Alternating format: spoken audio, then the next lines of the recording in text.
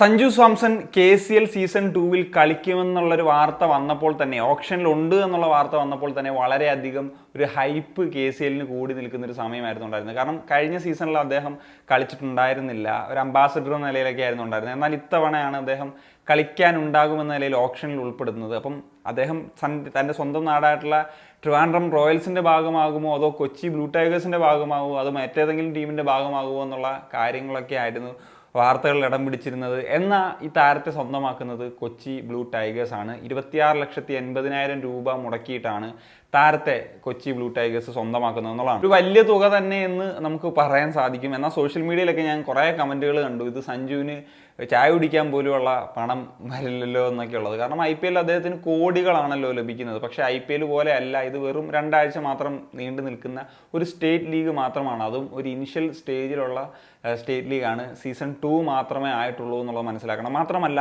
ഒരു ഫ്രാഞ്ചൈസിക്ക് മാക്സിമം 50 ലക്ഷം രൂപ മാത്രമാണ് ചെലവഴിക്കാൻ സാധിക്കുന്നത്. അതായത് 50 ലക്ഷത്തിൻ്റെ ഏതാണ്ട് 50% കൂടുതൽ ഒരു പ്ലെയറിൽ, സഞ്ജു സാംസൺ എന്ന് പറയുന്ന ഒരു പ്ലെയറിൽ കൊച്ചി ബ്ലൂ ടൈഗേഴ്സ് സ്പെൻഡ് ചെയ്യുന്നു എന്ന് പറയുമ്പോഴത്തേക്കും അത് ഒരു വലിയ തോതിലുള്ള ഒരു ഹൈ സ്പെൻഡിങ് എന്ന് തന്നെ നമുക്ക് പറയാൻ സാധിക്കും. അതായത് സ്ക്വാഡിൽ ഉൾപ്പെടുത്താൻ പറ്റുന്നത് 16 താരങ്ങളെയാണ്. ഒരു താരത്തിന് വേണ്ടി മാത്രം ഈ 26,80,000 രൂപ മുടക്കിയെങ്കിൽ ഇനി ബാക്കി എമൗണ്ട് കയ്യിലുള്ളതെന്ന് വെച്ചാൽ 23,20,000 രൂപയ്ക്ക് വേണം ബാക്കി 15 പ്ലേയേഴ്സിനെ സ്വന്തമാക്കാനെന്ന് പറയുന്നത് ഒരു ടീമിനെ സംബന്ധിച്ചിടത്തോളം അതൊരു ടാസ്ക് തന്നെയാണ് എന്നുള്ളതാണ്. ഒരു വെൽ ബാലൻസ്ഡ് ആയിട്ടുള്ള ഒരു സ്ക്വാഡ് ബിൽഡ് ചെയ്യുന്നതിൽ ഇപ്പോൾ സഞ്ജു സാംസൺ എന്ന് പറയുന്ന ഒരു പ്ലെയറിലാണ് ഇത്രയും വലിയ ഇൻവെസ്റ്റ്മെന്റ് നടന്നത്. അപ്പം ആ പ്ലെയർ ഫോം ആയില്ലെങ്കിൽ പറഞ്ഞ പോലെ ഒരു പ്രശ്നങ്ങൾ വരും, അല്ലെങ്കിൽ അദ്ദേഹത്തിൻ്റെ ഒരു അവൈലബിലിറ്റി പ്രശ്നങ്ങൾ വരും. പിന്നെ അദ്ദേഹം ഒരു ദേശീയ ടീമിൻ്റെ താരമാണ്, ബംഗ്ലാദേശ് ടൂറൊക്കെ വരാനിരിക്കുകയാണ്. അപ്പോൾ അദ്ദേഹത്തെ ടീമിൽ ഉൾപ്പെടുത്തി കഴിഞ്ഞാൽ അത് ക്യാമ്പൊക്കെ എപ്പോഴാണ് തുടങ്ങുന്നത്, അദ്ദേഹത്തിന് എല്ലാ മത്സരങ്ങളും അവൈലബിൾ ആവും, ഇങ്ങനെയൊക്കെയുള്ള ചില കാര്യങ്ങളും അവിടെ നിലനിൽക്കുന്നു എന്നുള്ളതാണ്. വിനൂപ് മനോഹരൻ, KM ആസിഫ് എന്നീ താരങ്ങളെയൊക്കെ ബേസ് പ്രൈസിൽ സ്വന്തമാക്കാൻ സാധിച്ചു എന്ന് പറയുന്നത് കൊച്ചി ബ്ലൂ ടൈഗേഴ്സിനെ സംബന്ധിച്ചിടത്തോളം വേണമെങ്കിൽ ഒരു നല്ല സൈഡായിട്ട് പറയാം. എന്നാൽ കഴിഞ്ഞ സീസണിൽ അവരുടെ ക്യാപ്റ്റനായിട്ടുള്ള ബേസിൽ തമ്പിയെ അവർക്ക് സ്വന്തമാക്കാനായിട്ട് സാധിച്ചിട്ടില്ല.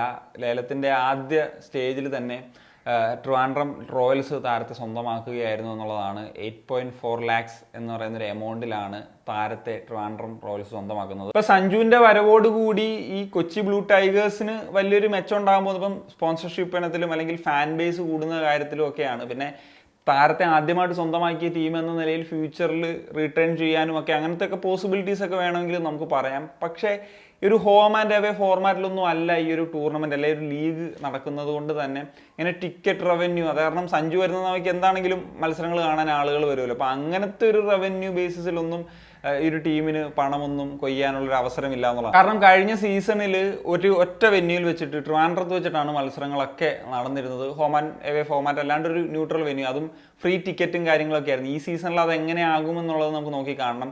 കഴിഞ്ഞ സീസണിൽ കൊച്ചി പ്ലേ ഓഫിൽ പോലും എത്തിയിട്ടുണ്ടായിരുന്നില്ല, പുറത്തായ ഒരു ടീമാണ്. ഇത്തവണ സഞ്ജുവിൻ്റെ വരവ് അവരുടെ ഒരു ട്രോഫിയിലേക്ക് എത്താനുള്ള ഒരു കാരണമാകുമോ എന്നുള്ളത് നമുക്ക് നോക്കി കാണണം. സഞ്ജു വന്നതോടുകൂടി എന്താണെങ്കിലും കൊച്ചി ബ്ലൂ ടൈഗേഴ്സിന്റെ ആരാധക പിന്തുണ കൂടാനുള്ള എല്ലാ സാധ്യതകളും ഉണ്ട്. മാത്രമല്ല സഞ്ജുവിൻ്റെ ഒരു വരവ് തീർച്ചയായിട്ടും കഴിഞ്ഞ വർഷത്തിൽ നിന്ന് ഈ വർഷത്തിലേക്ക് വരുന്ന സമയത്ത് ലീഗിന്റെ പോപ്പുലാരിറ്റി വലിയ തോതിൽ കേരളത്തിന് പുറത്തും ഒക്കെ അദ്ദേഹത്തിന് ആരാധകരുണ്ട്. അപ്പം അത് ഒരു ശ്രദ്ധ നേടുന്നൊരു ഫാക്ടറായിട്ട് മാറും, അത് ലീഗിന് ഗുണം ചെയ്യും എന്നൊക്കെ ഉള്ളത് നമുക്ക് പറയേണ്ട കാര്യമാണ്. So that's it guys. അപ്പോൾ നിങ്ങളുടെ ഒപ്പീനിയൻസ് എന്താണ് തീർച്ചയായും കമ്പോസ് ചെയ്യാൻ.